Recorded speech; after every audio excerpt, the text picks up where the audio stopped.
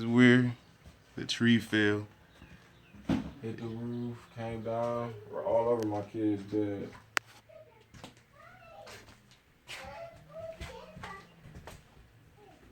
I think there was already something wrong with that ceiling. Just because how nasty the boards smell like.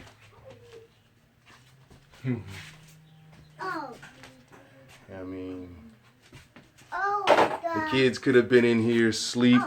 Luckily, man, you grabbed the kids and took them to shelter, man. You felt something told you to come in here a couple hours before it happened and get them up out of here. Come on, man. This is terrible. This is terrible. Oh, yeah.